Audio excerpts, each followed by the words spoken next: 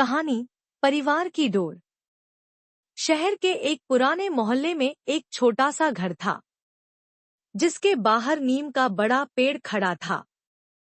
उसी घर में रहते थे शर्मा परिवार। पिताजी रामनाथ शर्मा, माँ सुधा शर्मा, बड़ा बेटा अजय, छोटी बेटी पूजा और दादी जी। यह परिवार देखने में साधारण था, लेकिन इसके भीतर रिश्तों की डोर समय के साथ ढीली होती जा रही थी। एक पुराने दिनों की गर्माहट। कभी यह घर हंसी खुशी से गूंजता था। सुबह दादी के भजन, माँ की रसोई में बजती कड़ाही की छन छन, पिताजी का अखबार पढ़ते पढ़ते चश्मा सरकाना और अज्य पूजा की नोक-झोंक, सब कुछ घर को एक मिठास देते थे। पिताजी सरकारी नौकरी में थे, तनख्वाह भले बड़ी न हो, मगर जरूरतें पूरी हो जाती थी। माँ अपने हाथ से सबका पसंदीदा खाना बनाती और रविवार को पूरा परिवार साथ बैठकर खाना खाता। अजय पढ़ाई में अच्छा था और इंजीनियर बनने का सपना देखता था। पूजा को कहानियां लिखने का शौक था। वह अक्सर दादी से पुराने किस्से सुनती और उन्हें अपनी डायरी में लिखती। बदलते समय की आहट। समय आगे बढ़ा। अजय कॉलेज चला गया। माँ को लगता था कि अब बेटा बड़ा हो गया है तो जिम्मेदारियां भी समझेगा। लेकिन शहर का माहौल और कॉलेज की भागदौड़ में अजय का ध्यान पढ़ाई से ज्यादा दोस्तों, मोबाइल और सोशल मीडिया में लगने लगा। पिताजी का ट्रांसफर दूर के ऑफिस में हो गया और वे हफ्ते में सिर्फ 2 दिन घर आते। माँ अकेले घर की जिम्मेदारियां संभालने लगी। पूजा 12वीं में थी, उसे भी पढ़ाई का दबाव था। धीरे धीरे घर का माहौल बदल गया। पहले जो बातें हंसी मजाक में होती थी, अब उनमें शिकायतें और चुप्पी आ गईं। दादी अक्सर कहती, बेटा, परिवार का मतलब साथ होना है।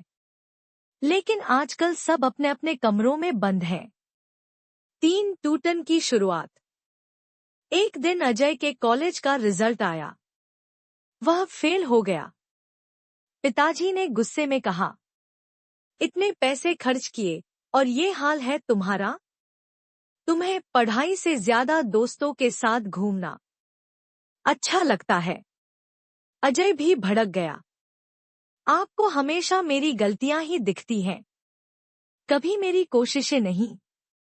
यह पहली बार था जब पिता पुत्र की बहस इतनी बड़ी कि दोनों कई दिनों तक बात नहीं कर पाए।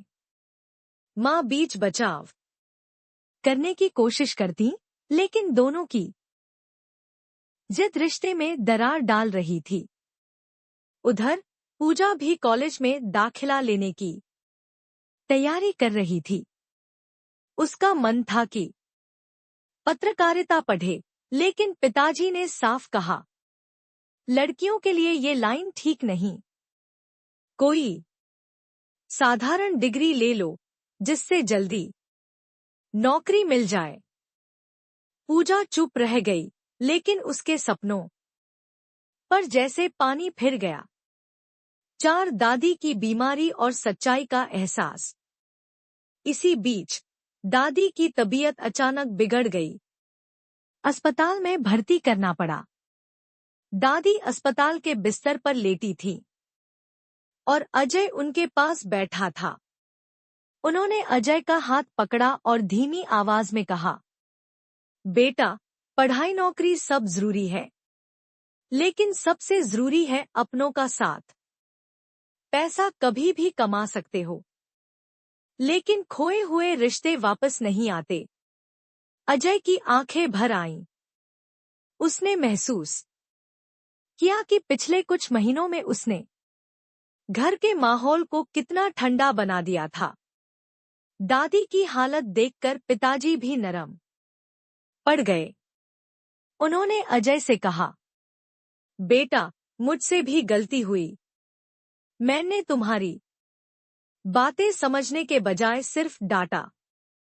उस दिन अस्पताल के उस छोटे से कमरे में परिवार की डोर फिर से बंधने लगी। मिलकर बदलना। दादी के ठीक होने के बाद घर में कई बदलाव आए। अजय ने पढ़ाई पर ध्यान देना शुरू किया। दोस्तों से दूरी बनाकर अपना समय लाइब्रेरी में बिताने लगा। पूजा की पढ़ाई के लिए पिताजी ने उसका पत्रकारिता कोर्स करवाने की मंजूरी दे दी।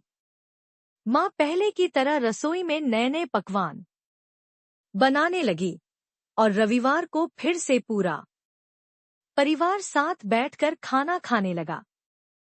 अजय ने अपने पिता के ऑफिस जाकर उन्हें लंच सरप्राइज दिया और पिताजी ने भी उसे अपने दोस्तों से बड़े गर्व से मिलवाया।